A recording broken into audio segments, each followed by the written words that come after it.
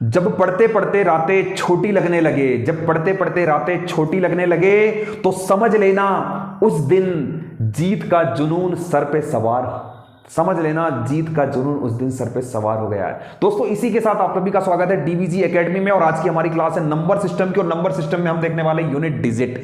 Unit digit का पूरा whole concept देखेंगे। ये सारे प्रश्न जो यहां पर आप लोग देख पा रहे हैं, इन सारे प्रश्नों को हम लोग बनाएंगे, बहुत बेहतर तरीके से बनाएंगे। कभी आप लोगों को इन प्रश्नों में या इस टाइप के जो भी प्रश्न आए उनमें कभी प्रॉब्लम नहीं होगी। तो आइए शुरू करते हैं सेशन अच्छा लगे ना वीडियो तो दिल से लाइक करिए वीडियो को, और जिन्होंने अभी तक चैनल को सब्सक्राइब नहीं किया उनसे कहूंगा चैनल को सब्सक्राइब करके बेल आइकन को जरूर हिट करें। चलिए सेशन स्टार्ट करते हैं। यूनिट डिजिट हम लोग पढ़ेंगे यहां पर दो पार्ट में। हम एक पढ़ेंगे विदाउट पावर, विदाउट पावर मतलब बिना पावर वाली संख्याओं में कैसे हम यूनिट डिजिट निकालते हैं। दूसरा हम पढ़ेंगे पावर वाली संख्या या जो घात वाली संख्या होती है उसमें हम कैसे यूनिट डिजिट निकालते हैं या इकाई का अंक ज्ञात करते हैं। तो दोस्तों सबसे पहले आज की हमारी क्लास जो है ये होने वाली है। हो सकता है आज की क्लास में अगर ये पूरा नहीं हुआ लंबी क्लास हो जाएगी, तो हम बाद वाली क्लास में घात वाली संख्या का कंसेप्ट समझेंगे। तो चलिए शुरू करते हैं। यूनिट डिजिट आप लोग जानते होंगे, अंतिम अंक, गुना करने के बाद अंतिम अंक हमें प्राप्त करना होता है। जैसे यहां पर मैंने एक छोटा सा एग्जांपल लिया, हम छोटे से शुरू करेंगे, बिल्कुल छोटे से। मैंने लिखा 639 इंटू 455। यहां पर हमें इनके गुणनफल में इकाई का अंक निकालना है। तो दोस्तों यहां पर हम पूरी संख्याओं का गुणनफल करेंगे?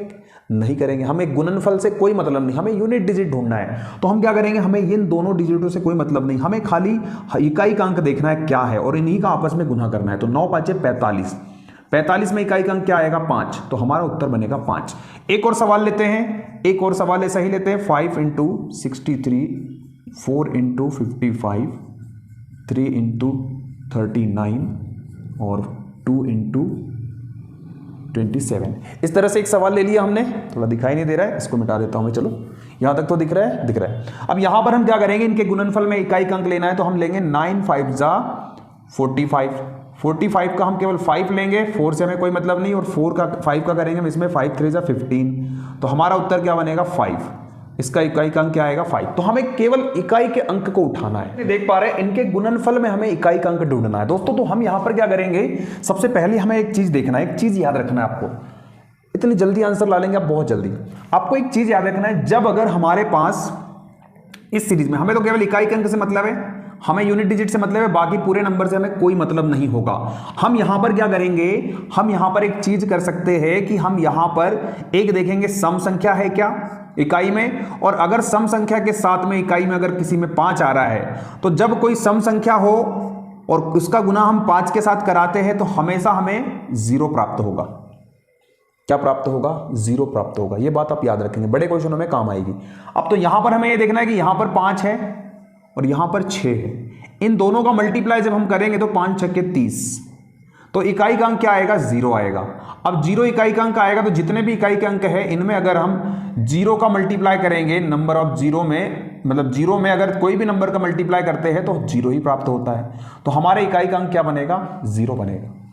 तो ये बात आप याद रखेंगे, अगले सवालों में इनकी जरूरत पड़ने वाली है। तो ऐसा भी कर सकते हैं या सारे नंबर्स का मल्टीप्लाई कर लो, बात वही है, कंसेप्ट पे जाना है। इस सवाल में देखेंगे हम इकाई का अंक कैसे निकालते हैं। तो दोस्तों यहां पर क्या है हमारे पास, यहां पर इन दोनों का गुना करना है। तो यहां पर देखेंगे हम 6 3 18, बस इकाई का अंक लेना है हमें। 6 3 18 के 8, मतलब इकाई में 8 आएगा, प्लस यहां पर इकाई में क्या आएगा, तो 7 8 56, इकाई में 6 आएगा तो हमें यहां 6 लेना है। यहां पर इकाई में क्या आएगा 4 3 के 12, 12 इकाई में क्या आएगा 2 आएगा, तो हमें यहां पर 2 लेना है माइनस का। अब दोस्तों 8 और 6 14, 14 में से 2 जाएगा 12, 12 मतलब इकाई का अंक क्या बना हमारा 2, 2 हमारा उत्तर हो जाएगा। तो इस तरीके से आप लोग जाएंगे तो बहुत अच्छे से आप आसानी से इकाई का अंक निकाल लेंगे। आई होप यहां तक सारी चीजें क्लियर हुई है। तो उम्मीद करता हूं वीडियो को दिल से लाइक करेंगे आप लोग और अपने दोस्तों को भी शेयर करेंगे, और जिन्होंने चैनल सब्सक्राइब नहीं किया उनसे कहूंगा चैनल को सब्सक्राइब जरूर करें। ये अगला सवाल क्या कह रहा है, स्क्रीन पर देख रहे हैं आप लोग, 61 into 62 into 63 into 64 into 65 dash dash dash dash 69 तक इतना मल्टीप्लाई करना है हमें।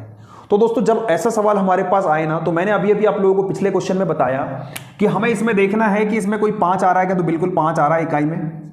अब 5 का गुना अगर किसी सम संख्या के साथ होता है तो हमेशा 0 प्राप्त होगा। क्या प्राप्त होगा? 0 प्राप्त होगा। तो हम यहां पर देख रहे हैं सम संख्या 2 है, और 2 का मल्टीप्लाई जब हम 5 में कराएंगे तो 5 दूनी 10, इकाई का अंक क्या मिला 0 मिला। अब इस इकाई के अंक में जितने भी इकाई के अंक होंगे उसमें अगर हम 0 का इंटू करेंगे तो सब के सब 0 ही होंगे, 0 ही मिलेगा। तो फाइनली हम आंसर कर सकते हैं इस क्वेश्चन का 0। क्या आंसर दे सकते हैं? 0। आई होप ये बात आप लोगों को बहुत अच्छे से क्लियर हुई होगी। अगला क्वेश्चन जैसा कि आप लोग स्क्रीन पर देख पा रहे हैं दोस्तों, स्क्रीन पर देख पा रहे हैं, क्वेश्चन कह रहा है कि 459 into 46 into 28 at the rate into 484 में इकाई का अंक 2 हो तो एट द रेट का मान क्या होगा। जैसे ये सवाल देख रहे हैं आप लोग, इसमें हमें एट द रेट की वैल्यू निकालनी है और इसमें जो पूरा कैलकुलेट करने पर इकाई का अंक क्या बन रहा है, यूनिट डिजिट 2 आएगा। तो दोस्तों हम लोग क्या करेंगे इस प्रश्न में, सबसे पहले इकाई का अंक देखेंगे जो नंबर्स हमारे पास है। तो यहां से 9 का 6 में करेंगे तो 9 छक्के 54, यहां से 4 निकलेगा। और अब यहां से हम इसको तो छोड़ देंगे, अभी इसका डायरेक्ट 4 के साथ करेंगे, 4 चौक 16, 6 निकलेगा। अब हमारे पास यहां पर ये बच गया, तो 6 इंटू एट द रेट बराबर इकाई का अंक क्या होगा, 2। तो हम अब यहां पर सेलेक्ट कर सकते हैं कि 6 में किस संख्या का गुना किया जाए कि इकाई का अंक 2 बने। तो वो चीज हम कहां से गेन करेंगे, वो ऑप्शन से लेंगे हम लोग। पहला ऑप्शन जैसे कि 3 दिया है, फिर 5 दिया है, फिर 7 दिया है, फिर 8 दिया है, ये 4 ऑप्शन हमारे पास है। हम यहां एट द रेट की जगह 3 रखेंगे तो 3 छंग 18, इकाई का अंक 2 बनेगा क्या, नहीं बनेगा। अगर हमने 5 रखा तो 5 छक्के 30 हो जाएगा, इकाई का अंक नहीं बनेगा। 7 रखेंगे, 7 छंग 42, 42 में इकाई का अंक 2 बन रहा है और यहां भी इकाई का अंक क्या है, 2 है। तो हमारा सेटिस्फेक्शन किससे मिला, हमें 7 से। तो 7 हमारा आंसर हो जाएगा। तो इस तरह के क्वेश्चन भी होंगे जो घुमाएंगे आप लोगों को, लेकिन आप लोगों को कंसेप्ट क्लियर रखना है तो आप लोग कभी नहीं घूम पाएंगे। आइए दोस्तों अगला सवाल आप लोग स्क्रीन पर देख पा रहे हैं। क्वेश्चन कह रहा है 81 इंटू 82 इंटू 83 84 89 का मल्टीप्लाई हमें करना है। तो हमें बताना है इकाई का अंक हमें क्या मिलेगा।